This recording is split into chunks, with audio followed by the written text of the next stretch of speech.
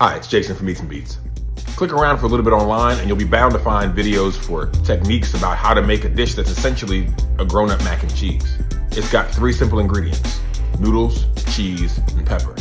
In fact, the English translation for its Italian name is just that, cheese and pepper. So then why are people making a mountain out of the molehill that is this 3-ingredient dish? Because when done right, the result is incredible, but the failure rate is so damn high.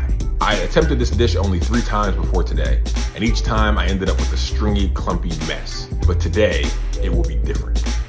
Here's my version of a deceptively simple dish, CACIO E pepe. I've got semolina flour out because today I'll be making my pasta from scratch, but you do you. To around 2 cups of flour, the little guy helps me add a pinch of salt, and then I make a well in the center and add 4 eggs. Decidedly not like an Italian grandma, I use my stand mixer and keep my hands clean for now. Once the dough is combined, I flour the countertop and knead the dough until it's smooth.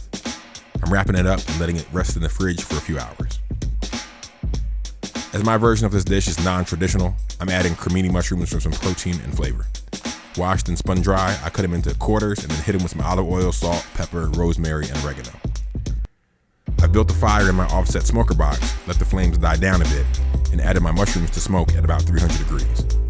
In about 40 minutes, they look like this, and they smell ridiculously good. In a dry pan, I'm toasting some black peppercorns until fragrant, and then grinding them in a mortar and pestle. Time to grate the cheese. In this recipe, it's traditionally pecorino romano, and I'm not deviating this time.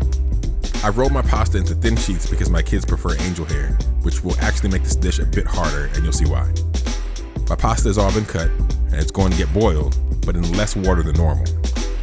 You need really starchy water to make the sauce work, and since fresh pasta cooks quicker than dried, and thinner pasta cooks faster than thicker, I don't have much opportunity to get the water very starchy, so I'm a little bit stressed out already. About 90 seconds is all I got until al dente, and after straining out the noodles, I reserved all my hot starchy water. Here's the cheese, pepper, and a little knob of cold butter for safety. I need the sauce to be warm enough to emulsify, starchy enough to thicken, but not hot enough to cook the cheese into clumpy melted strings. And your boy has got this. I start whisking in the pasta water and I'm nailing it, y'all. It's a thick, cheesy sauce that coats every noodle and not a clump in sight. Now it's time to add in those smoked mushrooms, topped with a little arugula, and there it is, my CACIO E pepe, a flawless victory. Perfect. As a self-taught home cook, these are the moments that bring me joy. Repeatedly trying my hand at a dish, and then finally experiencing success. I know y'all might not be as excited as I am about this, but let me tell y'all, that dish was perfect. Creamy, peppery, savory, and this perfect harmonious blend of spice and smoke. To me, bites like that are always worth the risk.